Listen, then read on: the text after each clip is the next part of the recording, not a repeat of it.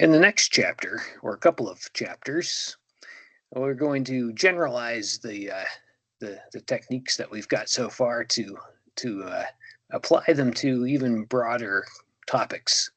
And the way we'll do that is via vector spaces and linear transformations. So we'll start with the familiar to review. Rm is the vectors with m components.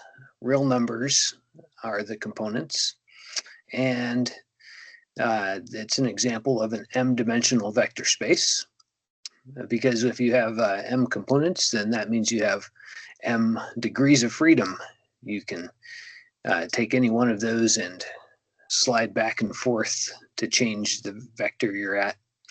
And for any point in that space, it takes m coordinates to find it.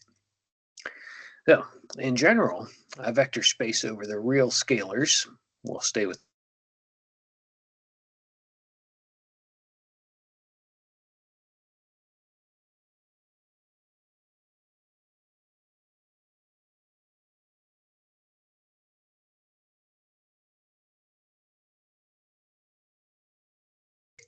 but they do have to obey a bunch of different rules.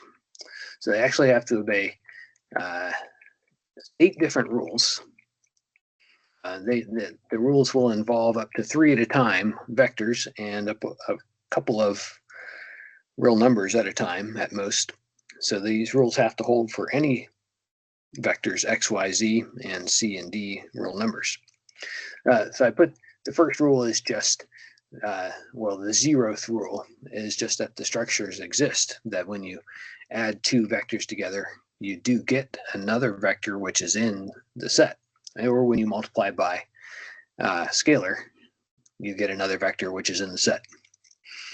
Then some rules about that addition. When you add the vectors, it can't matter how you group them. It has to be associative. So you can add the first 2 or the second 2 and then all 3. Same answer either way. It also can't matter which order you add them in. X plus y has to be the same thing as y plus x. Then there have to be a couple of special vectors. There has to be an additive identity, a vector called 0, vector 0. We have seen that before. It's a column of zeros, but in general, it can be seen a bunch of different ways as long as it obeys the property that whenever you add it to any of the other vectors, you get back itself. And of course, you can add it either order. X plus 0 equals 0 plus x equals x. That's the additive identity. And then there have to be inverses.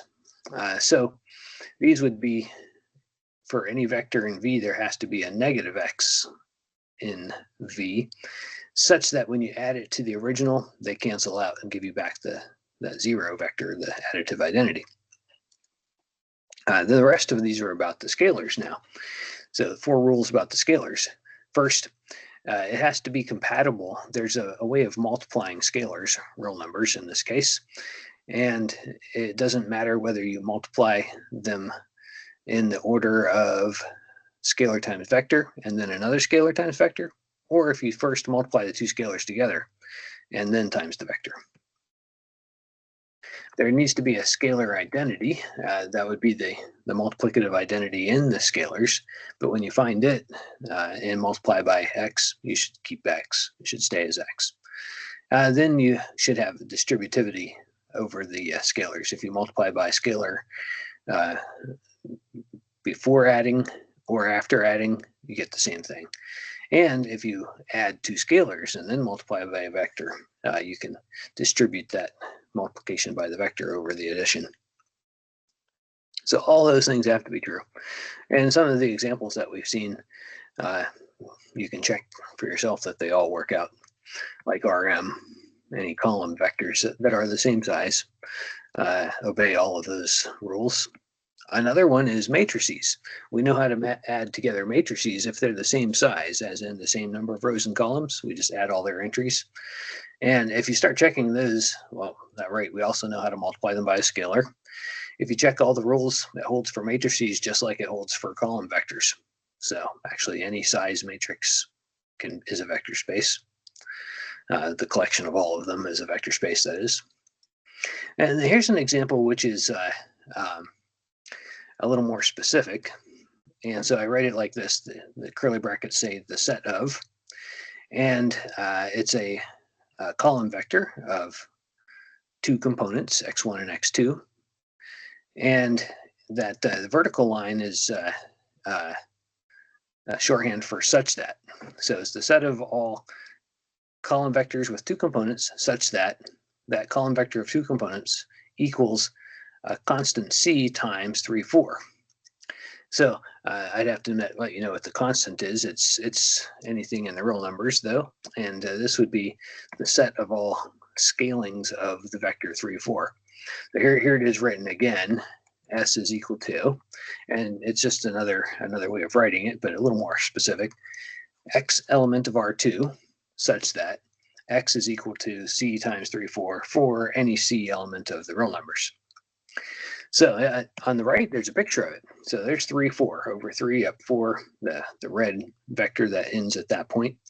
And then if you look at all the scalings, you have things like twice 3, 4 goes up to 6, 8, or half 3, 4, or 3/4 of 3, 4, and then negative 3, 4, and negative fractions of it.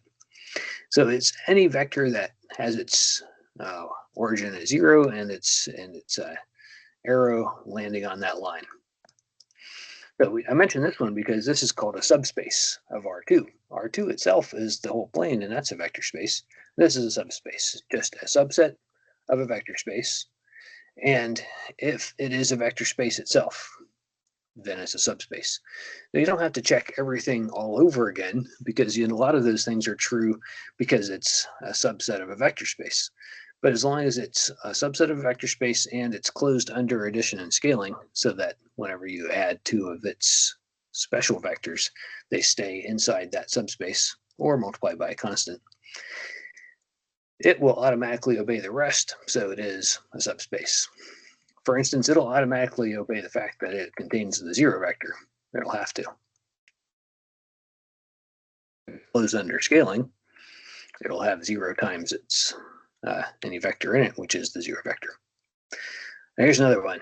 W is equal to the set of all vectors in R4 such that that vector is equal to a constant times 2, 1, 0, 1 plus another constant times 3, 4, 1, 0. So you can check that this vector space, this is a vector space because it's closed, so it is a subspace of R4.